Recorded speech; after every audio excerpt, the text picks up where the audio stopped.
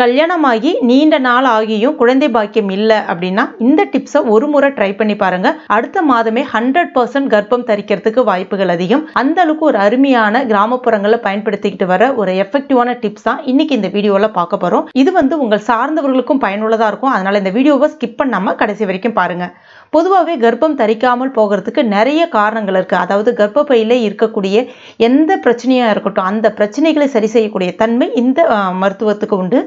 இதை இப்போ நம்ம எப்படி செய்யறதுன்னு பார்க்கலாம். Welcome to Jose Tamil health and beauty. அதற்கு நான் இன்னைக்கு சாலியா விதை எடுத்திருக்கேன். இது பேர் சாலியா விதை. பார்க்கறதுக்கு எள்ளு மாதிரியே இருக்கும். அதாவது எள்ளு லைட்டா ப்ரௌன் கலர்ல பார்த்தீங்கன்னா எப்படி இருக்குமோ அதே மாதிரியே இருக்கும் உங்களுக்கு. அதனுடைய வடிவம், அதாவது அந்த எள்ளுனுடைய வடிவம் அப்படியே இருக்கும் பார்க்கறதுக்கு. அதாவது சுவையும் பார்த்தீங்கன்னா எள்ளு அப்படியே சாப்பிடும்போது ஒரு செரு கசப்பு இருக்கும். அதே மாதிரி இதுலேயும் ஒரு சின்ன கசப்பு இருக்கிற மாதிரி இருக்கும். ஆனால் ரொம்பலாம் கசக்காது, பயப்பட வேண்டாம். இந்த சாலியா விதை உங்களுக்கு நாட்டு மருந்து கடைகளில் கிடைக்கும். நான் ஏற்கனவே கர்ப்பம் தரிக்கிறதுக்கு மலைவேம்பு பற்றி ஒரு வீடியோ போட்டுருந்தேன். அது நிறைய பேர் பயன்படுத்திட்டு நல்ல ரிசல்ட் கிடைச்சிருக்கு அப்படின்னு கமெண்ட்ல சொல்லியிருந்தீங்க. அதே மாதிரி தான் இந்த டிப்ஸும். ஆனால் மலைவேம்பு சில பேருக்கு கிடைக்கிறது இல்லை. ஆனால் இந்த சாலியா விதை எல்லாருக்குமே எளிமையாக கிடைக்கும். ஒவ்வொரு நாட்டு மருந்து கடைகளிலுமே ரொம்ப எளிதாக கிடைக்கக்கூடிய ஒரு பொருள் தான் இது. இந்த சாலியா விதையை பயன்படுத்தும் போது பெண்களுடைய கர்ப்பப்பை நல்ல வலுவடைய ஆரம்பிக்கும். இது அதுக்கு மட்டும் இல்லைங்க, கை கால் வலி, மூட்டு வலி, இந்த மாதிரியான எல்லா பிரச்சனைகளுக்குமே இது தீர்வு கொடுக்கும். முக்கியமா பெண்களுடைய கர்ப்பப்பையில தங்கியிருக்கக்கூடிய அந்த அழுக்குகள், பூச்சிகளை முழுமையாக கரைத்து வெளியேற்றும். கர்ப்பப்பை நீர்க்கட்டின் என்று சொல்லக்கூடிய அந்த pcod பிரச்சனையை முழுமையாக சரி செய்யும். கர்ப்பப்பையில கட்டி இருந்தாலும் சரி செய்யும். அவ்வளோ ஒரு அற்புதமான விதை இது. இதை இப்ப எப்படி பயன்படுத்தணும் அப்படின்னு பார்க்கலாம். நான் இன்னைக்கு ஒரு 50 கிராம் அளவுக்கு சாலியா விதை எடுத்திருக்கேன். இப்ப இதை எண்ணெய்லாம் எதுவுமே சேர்க்காம கடாயில ஸ்ட்ரெயிட்டா சேர்த்துக்குங்க.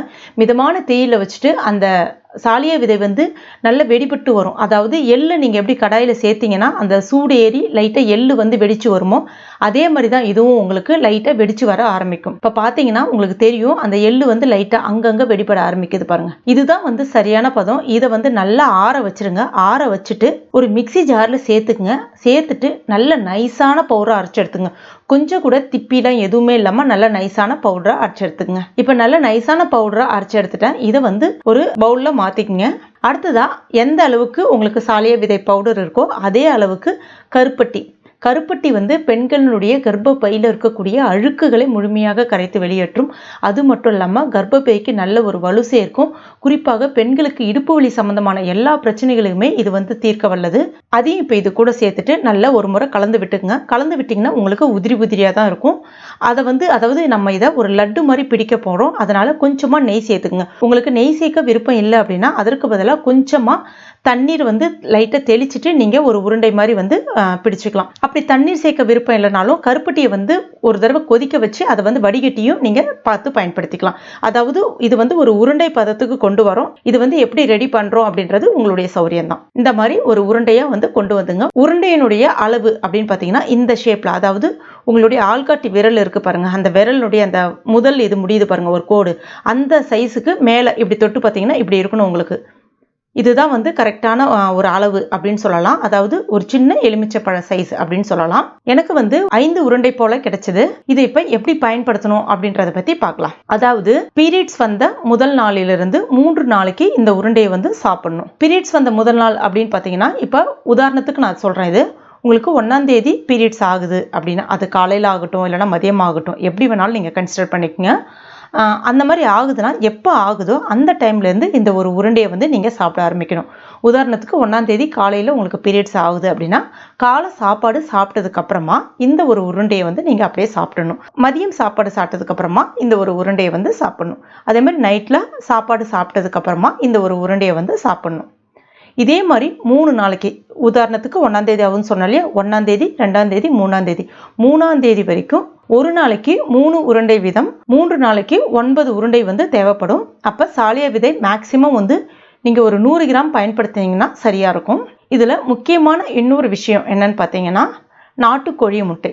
அதாவது இது பிராய்லர் கோழி முட்டை. எனக்கு நாட்டுக்கோழி முட்டை கிடைக்கல, அதனால் உங்களுக்கு உதாரணத்துக்கு காமிச்சிருக்கேன். நாட்டுக்கோழி முட்டை இது கூடவே நீங்கள் எடுத்துக்கணும். எப்படி எடுத்துக்கணும்னு பார்த்தீங்கன்னா நான் சொன்னேன் இல்லையா, காலையில் ஒரு உருண்டை சாப்பிட்றீங்கன்னா ஒரு உருண்டை சாப்பிட்டு முடிச்சதுக்கப்புறமா நாட்டுக்கோழி முட்டையை அப்படியே பச்சையாகவே உடைச்சி வாயில் ஊற்றிக்கிட்டு அப்படியே முழுங்கிடணும். அதுக்கப்புறமா நீங்கள் கொஞ்சமாக தண்ணி குடிக்கலாம். அதே மாதிரி மதியமும் ஒரு உருண்டை சாப்பிடும்போது மறுபடியும் கூடவே ஒரு நாட்டுக்கோழி முட்டை, நைட்லேயும் ஒரு உருண்டை சாப்பிடும்போது கூடவே ஒரு நாட்டுக்கோழி முட்டை. 3 நாளைக்கு 9 உருண்டை 9 முட்டை வந்து நீங்கள் கண்டிப்பாக சாப்பிட்ருக்கணும். இதுதான் வந்து இந்த மருத்துவத்தினுடைய குறிப்பே. கரெக்டாக இதை வந்து ஃபாலோ பண்ணிங்கன்னா நெக்ஸ்ட் வந்து பீரியட் வரத்துக்கு வாய்ப்பே இல்லை. நிச்சயமாக வந்து கர்ப்பம் தரிச்சிருப்பீங்க. அந்த அளவுக்கு ரொம்ப ரொம்ப ஒரு எஃபெக்டிவான, கிட்டத்தட்ட ஒரு 200% நான் வந்து அடித்து சொல்வேன், கர்ப்பம் தரிக்கிறதுக்கு நிறைய வாய்ப்புகள் இருக்குது.